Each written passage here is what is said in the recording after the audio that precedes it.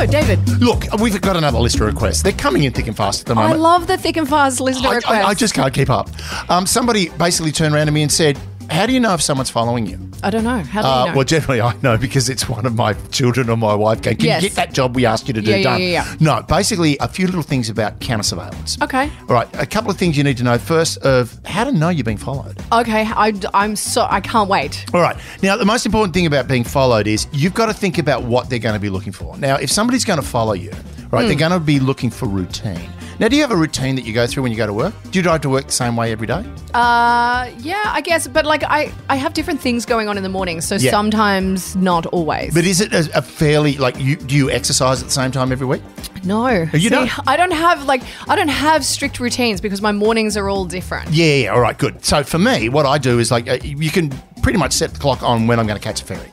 Right. Oh, okay. Yeah, right. I catch a ferry to work every day. And I wouldn't know by your Instagram. No, I wouldn't know that. They go, wow, David just has this beautiful life on a yacht or something. I know. I was like, all you do is take photos on the water. How the hell do you put a blanket fort on a yacht? I don't know. And you know what? I'm going to find out. Okay. But before we go, so the thing is, you can set your clock by the way I go to work because I catch a ferry because it's convenient and beautiful, as my Instagram account will show you. Yeah. But the whole thing is, by doing that, I'm making it very easy for me to be followed. So if I'm making it easy for someone to follow me, I've got to do something to either break the routine or let them know that following me isn't worth it. Now, following me isn't worth it because I don't know anything and I'm not important enough. But the other thing is, it's like we're going to work. You can set the clock by me. Yep. Leaving work, very different every time. There are 18 egress points from the building that I work in.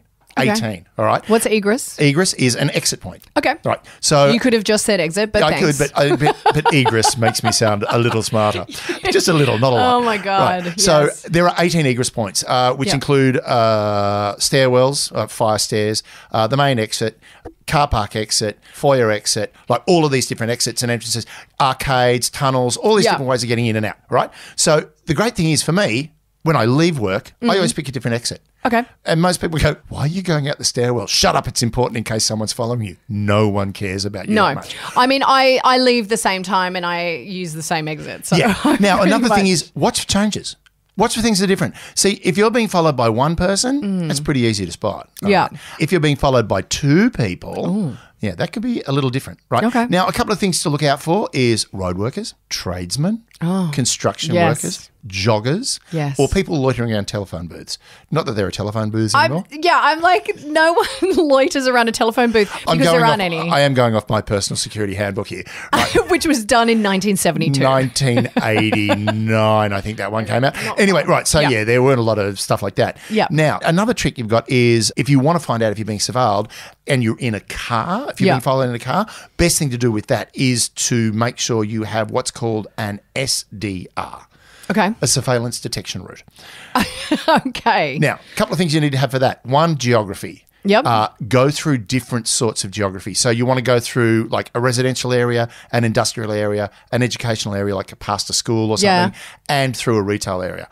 Why? Because no one is going to drive through those four areas. So if someone's on your tail and they're following you, you're going to notice them. Another thing is get onto a freeway, somewhere where you can get up to 80 to 100 kilometres an hour and then slow down to 50. Okay. Because if they're behind you, they've got to slow down as well. Yep. Now, of course, this is single car surveillance, but most people, when they're being followed, aren't being followed. Here's the thing. If you're followed by one person, that's okay. You'll be fine, right? You can generally detect them. Two people, a little bit harder. Three people, okay, you're in a little bit of trouble because three people, and if they're doing what's called clothe unclothe, so you can swap out clothing or do a colour change, you can do that quite easily. Then, if you're being followed by like three people and a vehicle, okay, this is going to be complicated and difficult. It's when you're multiple vehicles and multiple people, you're being followed by a national security intelligence organisation. Correct. Right, you're being chased. Yep. Now, what do you do when you've realised, oh my God, I'm being followed? I don't know. What do you do? Okay, there's a couple of things you can do. One, of course, you can change. You can change your jacket, change your hat, take your hat off, put a hat on. Put a fake mustache on. Well, put a fake mustache on. Like it looks like I've got one right now. It's not. It's for work. And then the other thing you can do is like shopping arcades are your friend because again, multiple exits, go in, go out, go through a shop. Lots of people. Lots of different people moving around, all that sort of stuff. Another thing is, this is the simplest thing to do. Get on an escalator and then turn around and look down the escalator. Right? Because the and then you see if the people turn around. And see if the people do that. Look, my watch is very interesting and all that sort of stuff. Now, another really, I love this. This is my favorite. It's called use, abuse, or lose. Okay. Right. So the first one is lose, right? Yeah. The second one is use, where you basically give them false information. A great trick is if you think you're being followed, a great thing is what you do is you go into the same shop every day at the same time and buy a coffee. Right, then you sit down and you drink that coffee, and then you put a piece of paper in that coffee, put the lid back on it, and then you put it on the ground next to the bench, say you were sitting on, the same bench every time. And then you leave, and as you leave, you check to see if anyone picks up that coffee cup. Oh. Of course, if it's a guy who's the janitor, bang, that's screwed that one up. Now, the other one is abuse. Now, I love this. This is the best one. I did this on a surveillance exercise and drove them crazy because I was the target for a surveillance exercise, realised I was being followed. I'm on an exercise. Of course I know I'm being followed. Did you hear that? Was that your belly? That was my tummy. Are you hungry? I am. That was excessive. I know. I haven't. Feed yourself. I'm going to after this. Right. So on a surveillance exercise, I knew I was being surveilled, so my job was to try and use it, like try and work out a strategy to deal with it. So we did the lose. I was okay at that. I did the lose. I was okay at that. The abuse, basically, they turned around and went, you could write a book on how to do this. Okay. Because the thing was, I just sort of go, it's 3 a.m. I'm going to go out. Right, so I'd go out at 3 a.m. and find a bar that was open and sit there and have a drink, and then I'd go home. Or I'd ring a friend at 3 p.m. from work and go, what are you doing right now? Why? Just come and meet me at the lake. Why? Just come and meet me at the lake. I was doing all this crazy stuff. Basically, I'd get them out of bed at 5 a.m. and then I'd run them until 3 o'clock at night. Yes. Now, of course, you've got different teams that come in and out, but basically, if they lose contact with you, they can lose contact massively. So the whole thing with personal security, ladies and gentlemen, and this is what I want to get down to, is one, are you being followed? Probably not. No one's following you. Unless you're having an affair and it's your wife or a detective. Yeah, well. Yeah. Now, if it's a private eye, you're in trouble because those guys are pretty good at their job. Yeah. A lot of them are ex-ASIO. Now, the other thing is, when it comes to personal security, confront. That is the one other thing you can do. Now, you can turn around and go, why are you following me? To which they'll go, I'm not following you. What's your problem? The best thing is to stop and look at the person you think is following you. Yep. Right, just look at them. Yep.